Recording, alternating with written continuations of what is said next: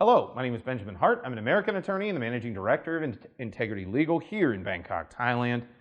As the title of this video suggests, we're discussing Thai retirement visas, specifically the issue of financial requirements and financial evidence associated with Thai retirement visas.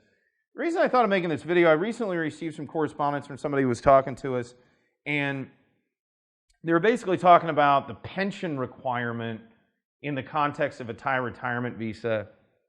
Specifically, he was an American. As we've discussed in videos going back into 17, 18, 19,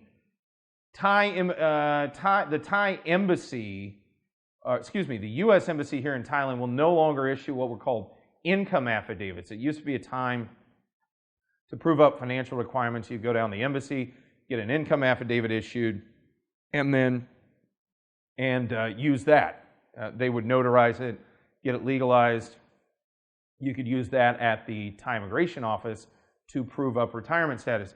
And just to quote directly from this person's message, quoting, "My premise is to, quote, convince, unquote, immigration to accept the information from, quote, my Social Security, unquote, website, along with the appropriate Thailand bank statement showing the deposits or acceptance of the extension, or even initial application for a non-O visa." Yeah. Thai immigration doesn't get convinced like that. That isn't at all how they do it. In fact, when it can't, and I do understand people's consternation here, okay? And I know a lot of people out there are pretty frustrated by the way the income affidavit kind of went away. It's now totally gone. Proving up documentation associated with pension is pretty tough. It really is kind of a catch-22 scenario. The girls here in our office that deal with retirement extensions and conversions, etc., when you can do a conversion, not always a foregone conclusion, but the folks in our office that have to deal with that, yeah, it's a convoluted, nuanced process. It oftentimes requires some back and forth between Thai immigration and folks in our office for us to explain the situation and get things sorted out.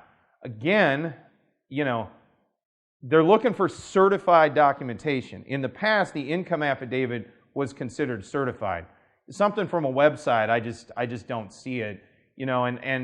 This may also rankle, especially folks in the Anglosphere, United States, UK, Australia, Canada. There are jurisdictions that are still issuing income affidavit letters, and they are, they're issuing them and they are attesting to the veracity of the statement. In the past, all the embassy, I can speak directly with regard to the U.S. Embassy here in Bangkok, all they were ever doing was notarizing somebody's signature. That was it.